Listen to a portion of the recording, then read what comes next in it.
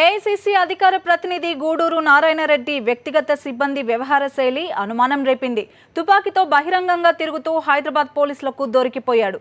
NTR trust Bhavan సమీపంలో drunk and drive నిర్వహిస్తుండగా గన్తో కనిపించాడు కాంగ్రెస్ నేత గన్మెన్.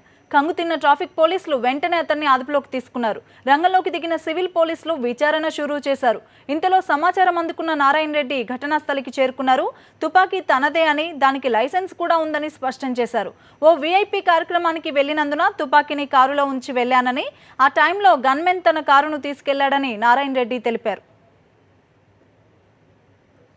నా కార్లో ఉంది. అదే కాకుండా కూడా ఈ ఎలక్షన్ల సందర్భంగా వెపన్ని సరెండర్ చేయమని చెప్పారు. ఆ సందర్భంలో నేను కన్సర్న్డ్ ఆఫీసర్స్కు నేను ఎగ్జామ్షన్ కోసం పెట్టుకున్నాను. ఎందుకంటే నాకు సెక్యూరిటీ థ్రెట్ ఉన్నది. సో వెపన్ నా కార్లో ఉంది, నాది లైసెన్స్ వెపన్.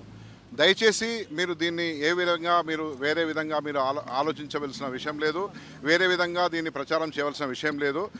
మేము మా డ్రైవరు ఒకవేళ ఇక్కడే ఉన్నాడు, అతని పేరు కోటేశ్వరరావు, నా పర్సనల్ డ్రైవరు, 18 సంవత్సరాల నుంచి పనిచేస్తున్నాడు. కావాలంటే ఆయన తాగిలేడు, కావాలంటే ఆయన టెస్ట్ చేసుకోమనండి. ఒకవేళ ఏమైనా వైలేషన్ ఉంటే, డ్రంక్ అండ్ డ్రైవ్ ఉంటే ఆయన చేసుకోమనండి, కానీ నా వైలేషన్ మాత్రం ఏమీ లేదు. దయచేసి దీన్ని వేరే విధంగా రాద్ధాంతం చేయవలసిన అవసరం లేదు. ఆయన విఐపి గారు ఉన్న దగ్గరికి వెళ్తున్నారు. మళ్ళీ అయితే మనకి డ్రంక్ అండ్ డ్రైవ్ చెకింగ్లో చెక్ చేస్తే దొరికింది. నేను చూస్తాను ఇది ఎంతవరకు లీగల్ అనేది. లైసెన్స్ ఉండొచ్చు, ఎందుకంటే లైసెన్స్డ్ వెపన్ కనిపెడుతుంది ఇది. అయితే ఎవరి పేరు మీద లైసెన్స్ ఉంది, ఇతను ఎక్కడికి పోయి వస్తుండు, వాస్తవా కాదా అని చెప్పేది అనేది ఎంక్వైరీ చేస్తాం.